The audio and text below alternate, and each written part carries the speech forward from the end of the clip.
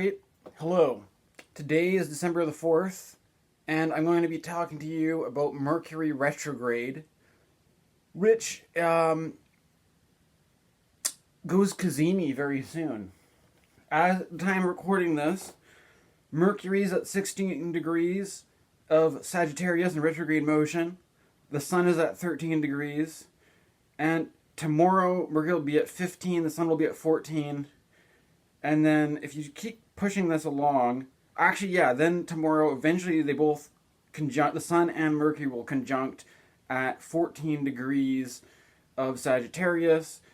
This is a Kazemi, Mercury crossing paths with the Sun in the heart of the Sun. And basically what you've got is you've got a rebirth of Mercury, an old Mercury being reborn as a new Mercury, right? And let me tell you a bit about the situation leading into this Mercury Kazemi. The weather today, I live in the west coast of Canada. It's a foggy day. The visibility is low. To the point where on my morning dog walk, maybe a stranger at 30 yards away could be obscured and indistinguishable, right? There's a certain, I think, poetic resonance with this in the sense that Mercury, the idea is that when Mercury retrograde is crossing paths with the Sun, you can't see Mercury. Mercury is invisible. Mercury is obscured, right? I assume that people who watch my channel know enough about astrology that they know that Mercury retrograde is often associated with technical difficulties, communication mix-ups, all sorts of things like that. And that, furthermore, Mercury, the god, is associated with the Trickster archetype, right? One of the first things that Mercury did when the god Mercury came onto the scene in Greek mythology was to steal a cow. So Mercury has this kind of mischievous thief, trickster kind of element, right? And if you look in a foggy environment where you can't see things, it sort of opens the ground for all kinds of trickster behavior, right? And then there's also a certain degree of technical difficulties that should just be considered par for course with Mercury retrograde. I found it particularly striking that on the very day that Mercury stayed in retrograde, I had a technical difficulty with my desktop computer that I have been using a certain kind of, instead of using Wi-Fi, this is the boring details, but I'm using something called a power line, where you run your internet through a box that plugs into your house's wall power, and then you can send an internet signal through your power outlet, and then so you don't have you don't use Wi-Fi, you don't use an Ethernet cable, you use one of these box things, and the box seemed to just stop working at the time that Mercury retrograde happened. And I don't know if that's like a power surge that damaged the box or something. But the thing is about this is that I decided to take this. I have it set up so that I don't put Facebook or any social media on a mobile device or an iPad or anything like that. And I have it restricted so that Facebook is on my computer, so that I'm not just tempted to just idly check social media or idly scroll or something like that. That I can if I want to use social media, I have to make the step of physically going to a desktop PC, sitting down, using it, and not just having this thing that's the ever-present social media following around. So I thought this was why don't I just roll with it and take this as a period of time to just avoid social media, because I feel like I often get caught into this thing of being frustrated about competing for attention, or maybe I write stuff and it doesn't seem like anybody, like you seem like you're just like shouting into the void, right? You're just yelling into the vacuum. Nobody cares. Nobody's paying attention, and social media is just there to inflame this kind of dissatisfaction, right? Or that you see the things that do get attention are generally, I don't want to be too judgmental, but you start to develop this attitude that what's popular is really just trash or whatever, and that there's, it's just, you're just degrading yourself by even trying to compete on these kinds of platforms. So I took it as, rather than trying to fix my internet, just to take a little bit of a break, and for that reason I've been offline. I can still upload this with my iPad. I've been in the habit of making little, in my I make notes and references, basically, right? Where I list off things that I reference and make little timestamps and stuff like that. I probably won't do that until I get my internet connection sorted out, which should be an easy fix. I'm embracing the spirit of Mercury retrograde and procrastinating fixing my internet on my PC to help create a barrier between me and the world of social media and the attention economy and all that. So this was one thing I've been and also, I should say that another factor in all this is that you may know that I had my birthday recently. I know some people have differing attitudes about whether you should be public about your astrology chart, about your birth information and all this kind of stuff, because some would say that if people have access to your birth chart, they could know all sorts of things about you. I have to also admit that as a Sagittarius, then the kinds of things I share in common with other Sagittarius people, there's all sorts of unsavory characters, right?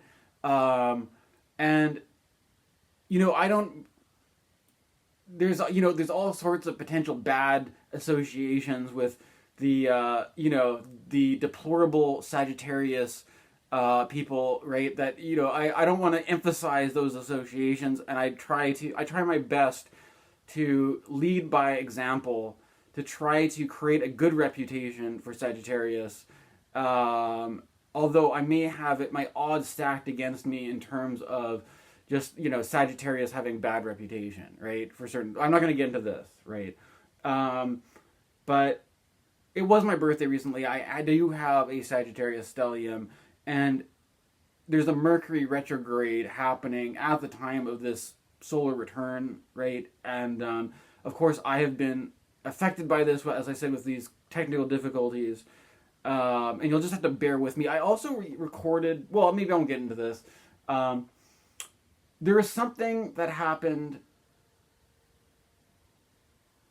that, maybe it's not right to get into it too much, but I have to admit that, when it's I have a pattern anyways that is long running. This isn't just a new thing. Ever since I was quite a bit younger, I often would feel bummed out, depressed by my birthday.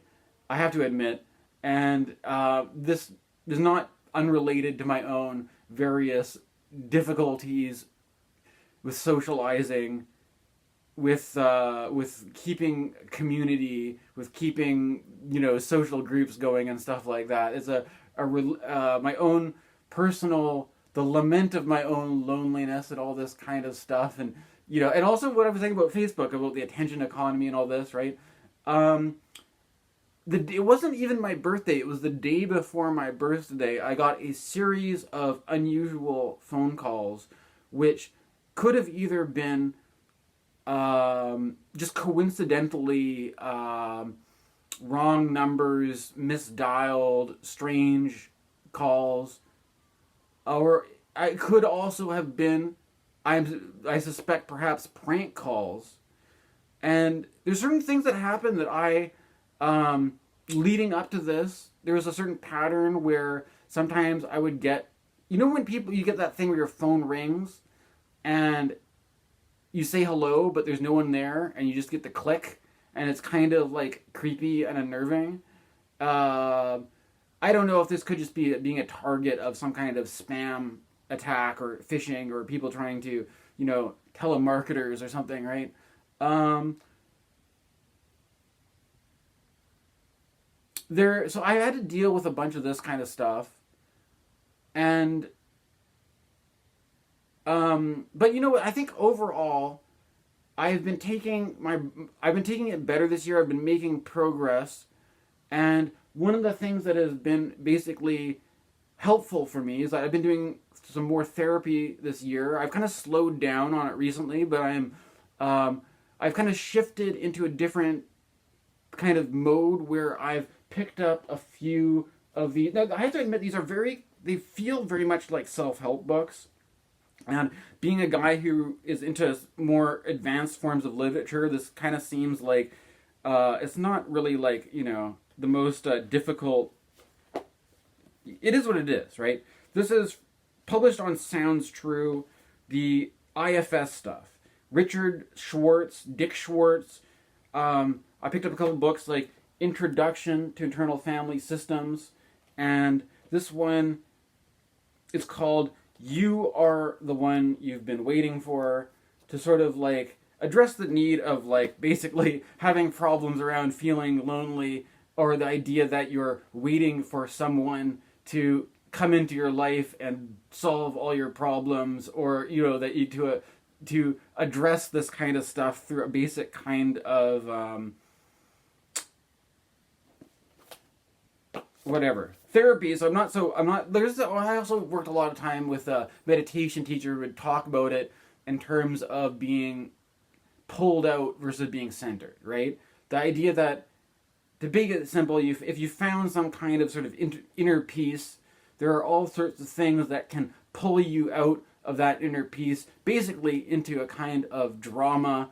And by combining, what I like about IFS is that and the fact that they're published by Sounds True, which does a lot of meditation stuff, right? That there is a specific, that you can put these things together. You develop a meditation practice, then you realize there's all this stuff that meditation doesn't address that you need therapy for, but then this is the kind of therapy that you can put the two directly together and be like, what is this thing that's pulling me out of being centered and at peace?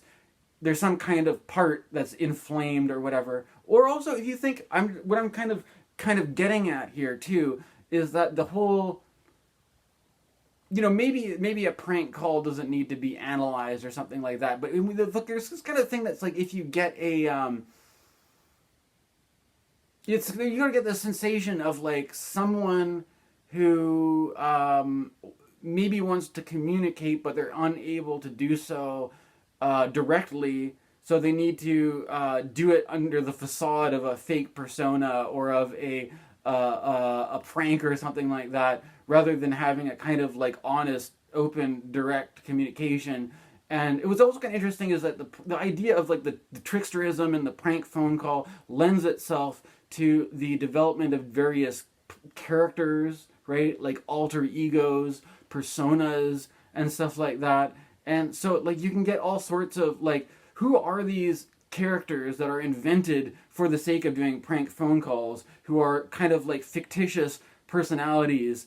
And what, the idea that, like, rather than... It reminds me of this thing of, like, a masquerade ball, right? Or this idea that, like, in our social life, we put so much on this thing that we have to, like, produce a coherent personality that is our true authentic face we show to the world. But there's the idea that in a setting of a masquerade ball, it gives people the opportunity to put on masks, to play a little game, to act out a little character, to act out a little fantasy, to imagine what if, right? To imagine maybe things could be different. There's also there's also a certain thing about IFS that addresses vulnerability, right? There could also be that there's certain things that to be authentic requires a certain kind of vulnerability, right? There's also, what's kind of interesting is that I've been thinking about Mercury and Jupiter Mercury being the communicator and the writer, and Jupiter being this kind of like, we got Mercury retrograde in opposition to Jupiter, right? And in a mutual reception, Mercury's in Jupiter's sign, Jupiter's in Mercury's sign, right? There's something that's been on my mind coming up about the language that we use, and there's all these common turns of phrase that I'm kind of like, it's kind of interesting just to pay attention. Like, I mean, there's obviously the whole thing with Zoomers, how they all have their own slang and stuff. But I've noticed that, like, when I watch this documentary, Hellier, they use this turn of phrase that's like, that's not my wheelhouse. Or like, the idea that in this paranormal documentary, what makes this documentary interesting is that they're on this paranormal investigation, and it opens up into some pretty strange stuff, right? And that is more than what they're prepared to deal with. And in that context, the guy is just kind of like, look, I don't get into this kind of stuff. It's not my wheelhouse. And then since I watched that documentary, I feel like people all over the place are using this phrase, not my wheelhouse, that until the 2020s, I'd never heard anybody say that, right? Similarly, there's another one that's called, like, another turn of phrase talking about, like, skin in the game. And there's this whole kind of, like, obsession with authenticity and vulnerability being associated with having skin in the game, right? And that, like, if you are authentic, if instead of putting on a mask, you show up as your real self, then you've got skin in the game. Because if you pull whatever shit you're trying to pull, but you're not hiding behind a facade or a mask, you're doing your thing, and that in turn turns out to look badly upon you, then that's you taking the hit for it. Not like, you're not just hiding under some mask or diversion, but there's something about this sort of, and I hear this a lot, right? I looked it up. Apparently the phrase actually comes from the Kentucky Derby, and for people who are horse racing, right? The skin in the game is like, the skin, it's not your skin actually, it's the horse that you own, right? And the idea that, like, you could be watching, if that horse does well, then you've got a valuable horse, right, that wins awards and trophies that would be desired for breeding or whatever, right? You've got skin in the game because you're a horse. But if you're just watching horses that you don't own, you don't have the same stake in. You could put some money on it, but you don't have skin in the game because it's not your horse, right? There's something about the whole use of this sort of facade, the mask, the trickster, that you can communicate something without taking a risk, right? You're not risking yourself, your own personhood, your own identity. You can go, but there's also this kind of thing or the vulnerability, right? There's sometimes where this may be practical and useful.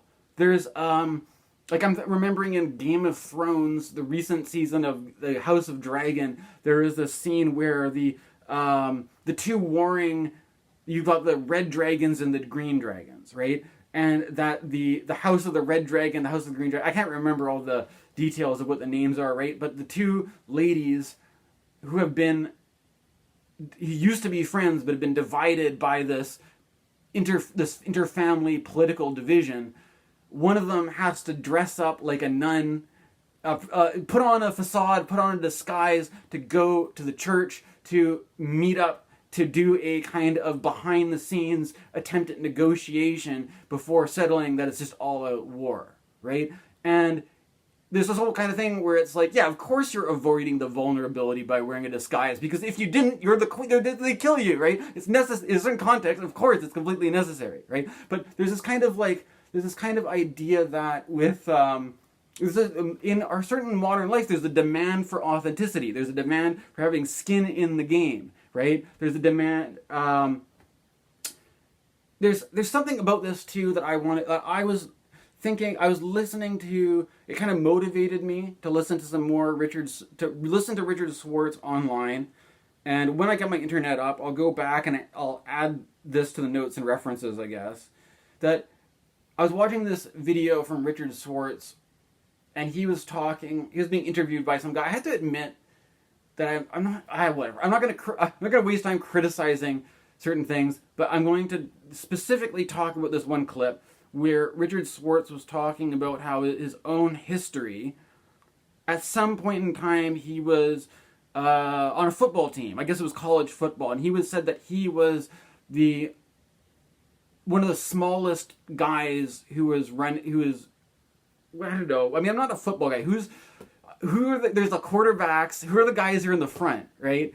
I don't know much about football, but the point is that he's a fairly short guy, 5'7". This is a few inches shorter than I am.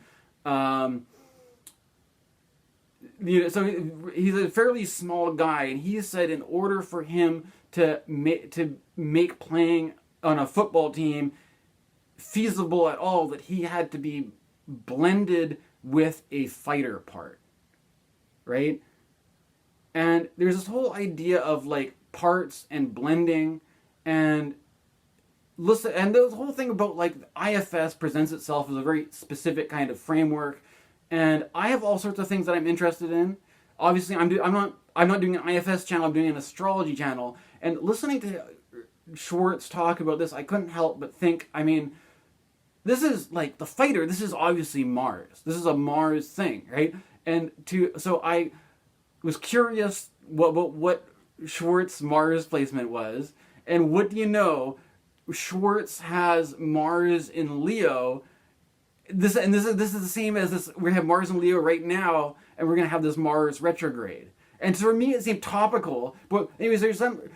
So rather than it just resonating with what's going on right now, there's some kind of. You can see it like how people like Donald Trump, right? That Donald Trump just recently got elected, and we are heading into this trade war stuff, right? But like Trump, part of his personality is like Mars in Leo on the ascendant. The ascendant is very much like things on the ascendant get blended in with your persona. When people think about they're electing Trump to be a tough guy to fight the tough fight in the trade war. You know what I'm saying? So there's something about and you also notice I listened after I was trying to just deal with the whole Trump election aftermath, and I decided to listen to Trump on Joe Rogan, because a lot of people are attributing part of Trump's victory to the popularity or the persona that he can just go on. Like Kamala would never work on Joe Rogan, or Kamala would never work as a podcast person the same way that Trump does. And I listened to the Trump Joe Rogan interview, and what I found striking was that at some point in time, Trump makes this comment where he's like, he mentions something and then he steers away from it. And he says, but that's a big conversation. We could spend the whole time talking about this, and your show's too valuable for that. It's this whole thing is too valuable to waste time talking about this thing, right? So I can't even remember what it was that he was but it could have been a very interesting thing to go into. Maybe he was purposely redirecting away from that, right? And what I found interesting was that after redirecting that, they spent an awful lot of time just talking about, what's it called? The UFC, right? Or the mixed martial arts stuff. And then you notice how after they had their victory, they had Trump and Joe Rogan and Elon Musk and all those guys went to a UFC match, and Trump's there talking to Dana White, the guy who runs UFC, all this, right? There's this kind of thing that's like, and there's so much of like Trump just talking about the popularity of UFC and Joe Rogan's popularity being associated with that. So it's just like the whole thing is not really about policy or strategy, or like all that stuff is downplayed in the favor of just appealing to the most basic, what you call the manosphere, testosterone, fight culture. And as an astrologer, we have a planet called Mars which deals with this. And you look at the Mars Leo stuff, right? You look at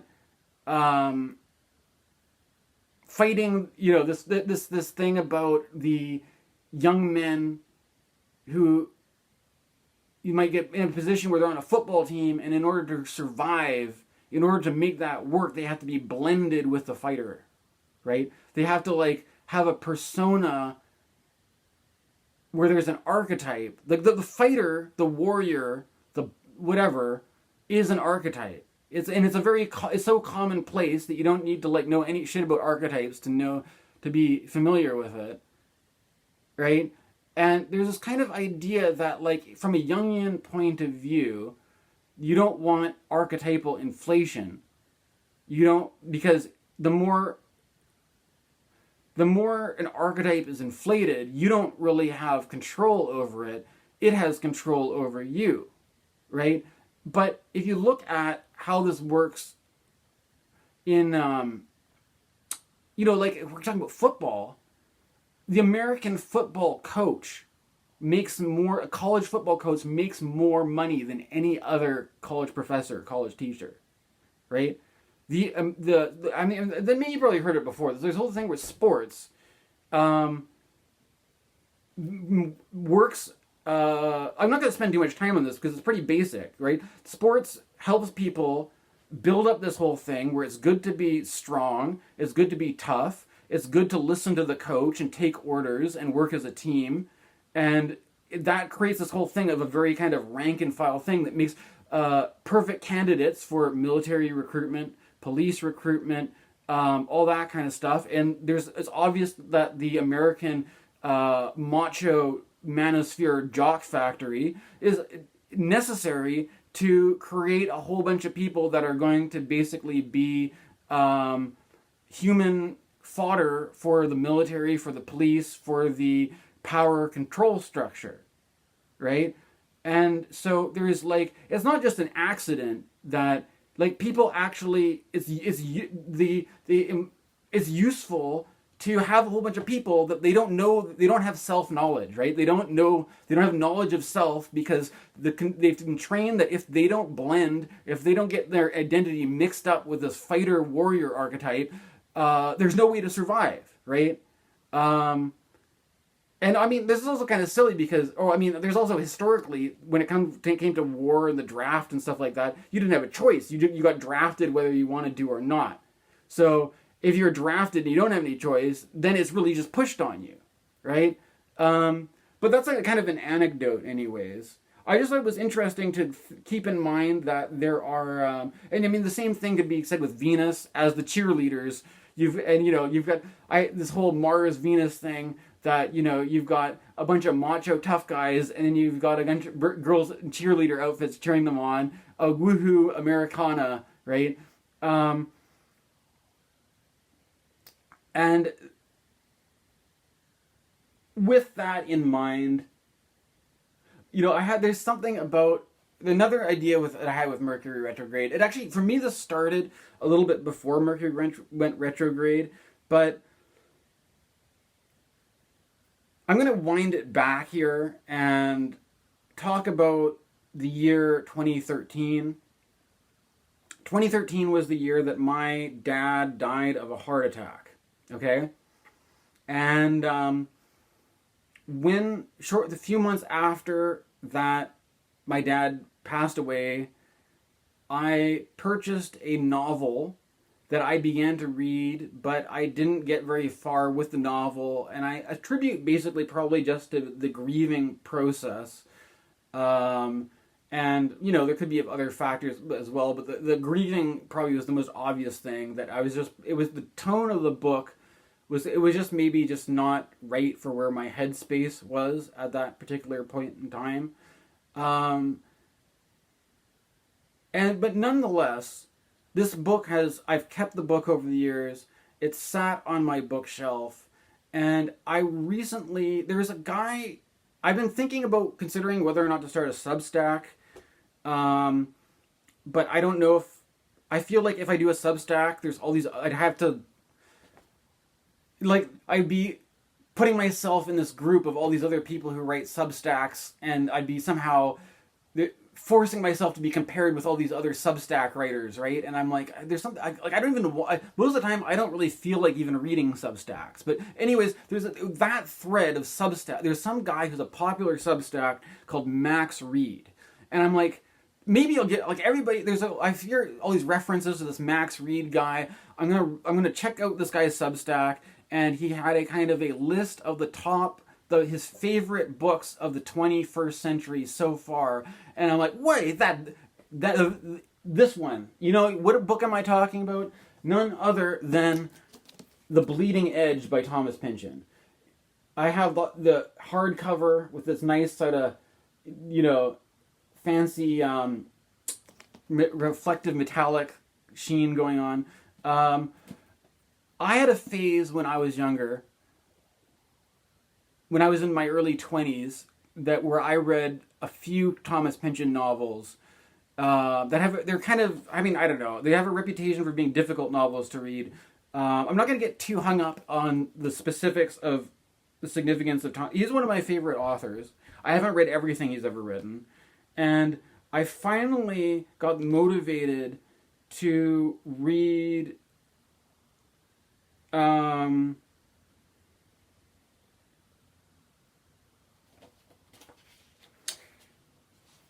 this book again, right? And it's sort of like there's some kind of it goes with this overall conversation that I'm trying to talk about, right? First of all, the idea of like personas, masks, roles, false characters, or also how people's whole livelihoods or their ways of surviving in society and playing a role could be very much tied in with being blended into certain characters or certain roles.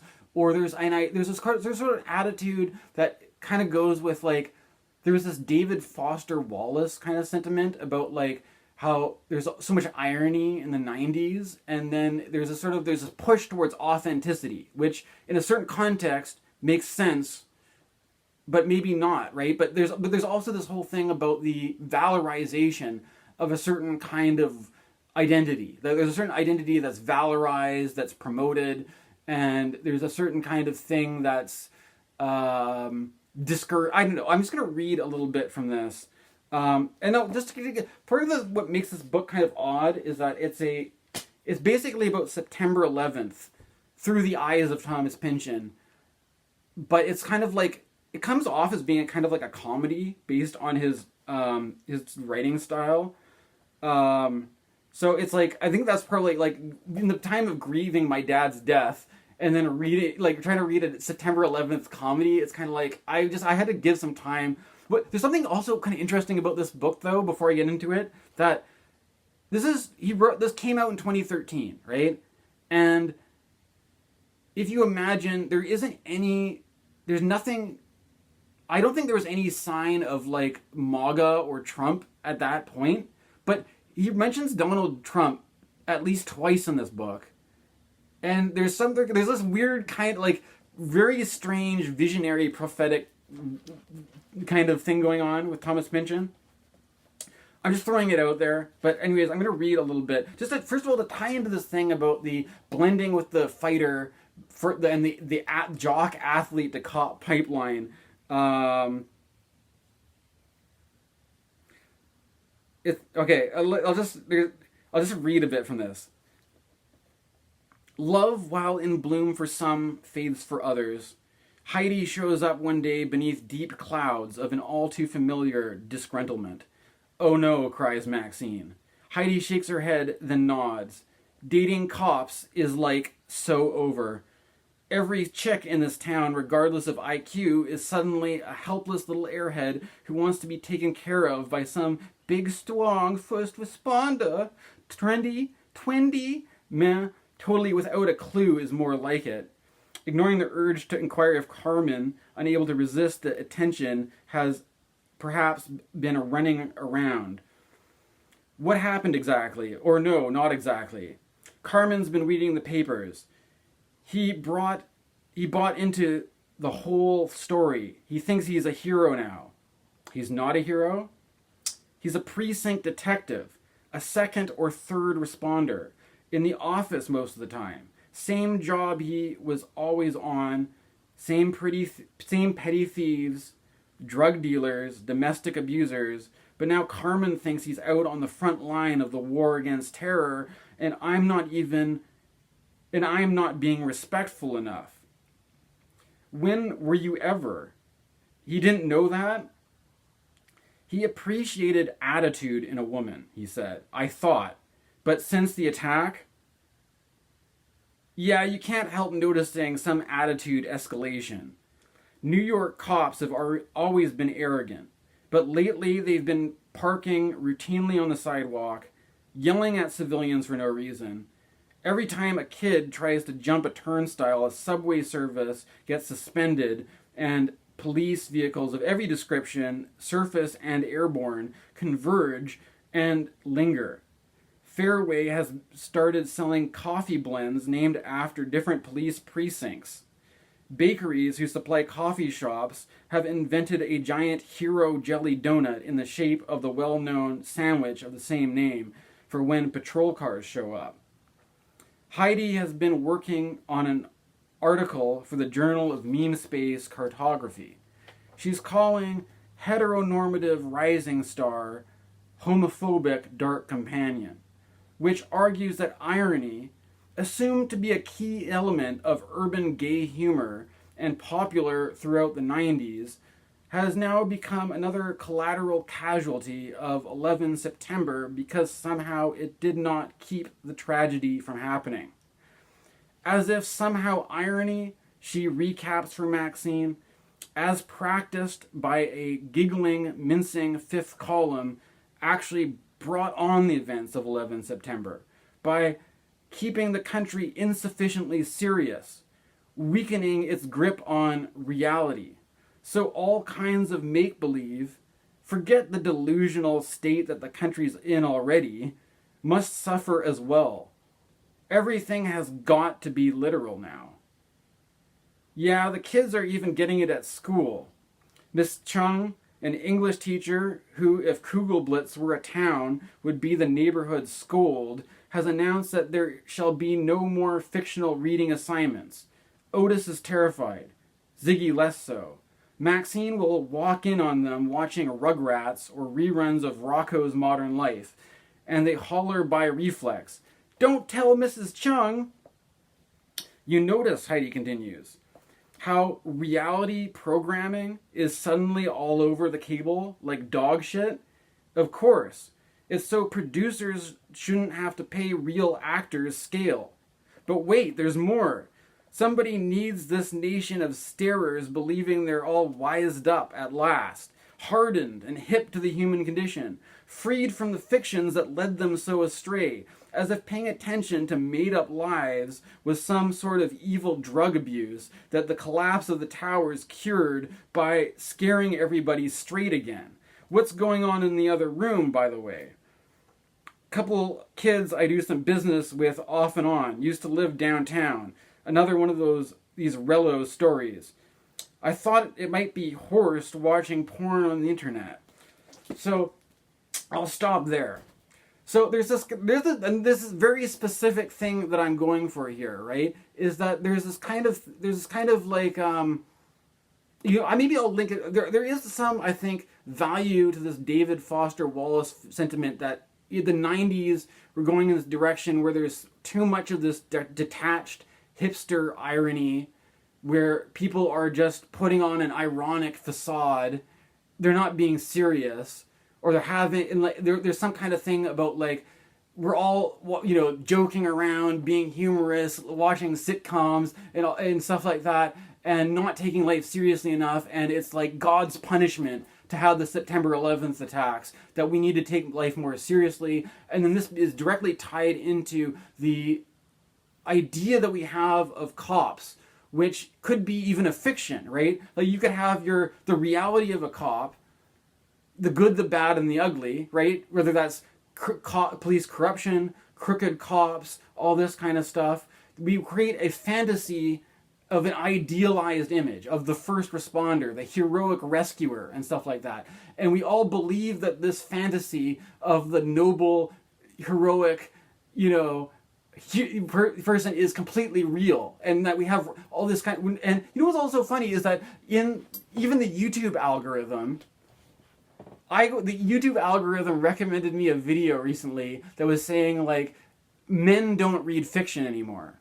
It was only women that read fiction, right? And so we've got this new thing where fiction, or spending time with a fictional story, is become coded as feminine, whereas masculinity is the male is too preoccupied with reality that he has no time for fiction, right? And that the reality he is preoccupied is defined by this kind of American football world where you're encouraged to blend with the fighter. You're encouraged to blend with this idea of you as a heroic soldier, a heroic fighter, a heroic warrior, and you're supposed to take this dead fucking seriously. This isn't a joke. You are literally the dude, right? It's life and death, the thin blue line, and you have to go there as a strong cop daddy. And this role, in any suggestion that this may be a kind of inflation or a kind of a blending with some archetype or an archetypal inflation is complete. Like we need these guys to be blended because we need them to go to war, and we need them to fight for us. We need them to fight the criminals on the street, right? And if they get that, it's a kind of a joke. If it's a kind of a fiction, it doesn't work as efficiently, right? And there's this whole kind of thing about like we live in this culture where there's this demand that if you have to, like, the cops have their skin in the game, right? So like if they want to shoot a criminal, they're allowed to because they're authentically a cop. They get to do it because it's their lives on the risk because this thin blue line bullshit, right? And we're in this culture now where if you are if you take time to read a fictional book from 10 years ago, you've got the algorithm insulting your manhood, saying, "Oh, what a girly man. You know, he's not out there training to be a first responder, a paramedic, a hero. He just wants to sit around and read books all day and make up little fantasy stories like a little girl," right? Like, this is the world that we live in now, right? But there's also, to this credit, it gives I don't know, maybe the people who don't have the courage to be authentic, the courage to approach a situation with skin in the game, maybe there is some value actually to the masquerade, to putting on a mask, to putting on a false persona, to putting on a character, to explore, maybe life, the reality that we live, has more in common with fiction than we'd like to believe, right? And that by treating it more loosely as a fiction, it gives us more flexibility to do things we may not be inclined to do otherwise, right? And I have going through this thing where I went through a phase, I have to admit, where I didn't read a lot of fiction. I have a lot of books up here. Like, if you look at a lot of these books, there's a lot of books that are, like, all on my shelf. There's a lot of stuff that has to do with, like, Jungian psychology, astrology, different, mystical poetry, things like that. I probably own a lot more books that are nonfiction than fiction, but I'm starting to realize that I was always interested in Thomas Pynchon because I realized that there's something that he communicates that, like, using the device of fiction and fantasy, there can be a truth there that's communicated that you can't get through with a nonfiction, right? That there's some kind that there could be more there could be more honesty in fiction than there is in nonfiction, right? Then there's this kind of like I think there's something with Mercury and Jupiter in that where it's like Sagittarius. It's all about the quest for truth, right? The quest for truth, and then versus the trickster, the lies, the masks. But the thing is, what if wearing the masks lets you tell a truth that you wouldn't be able to otherwise because it would be too vulnerable for you to do so, right? What if you need what if you need to put on the mask? What if you need to embody the character, embody the persona, embody put on the fragmentary archetype to communicate something because there'd be too many risks or vulnerabilities to play this sort of authentic game? And then also, what if the whole project of authenticity is actually a trick? What if authenticity is a product of the trickster? Because it's not actually about authenticity, it's about you putting on one of these fictions and believing it because it does something that works for somebody else. You believe in a fiction so that you live your life a certain way and somebody else profits off of it. Right? And they don't want you to think it's a fiction. They want you to think you are tuned into reality. That you're really holding it down. You're grounded in, and you are the thin line between keeping this real world going and all sorts of crazy shit, right? But it's also, we've also got all sorts of funny things going on with UFO hearings where you don't know what to believe right now. You've got, you know, I'm not even getting into the trade war stuff, the politics, whatever, right? I'm just going to leave it here.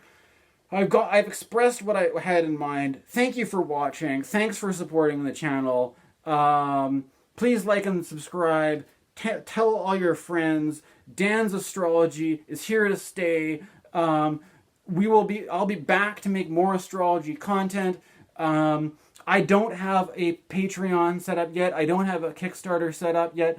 If you want an astrology reading, I haven't done one for a while, but it's not out of the question. Just let me know. Thank you very much. All right.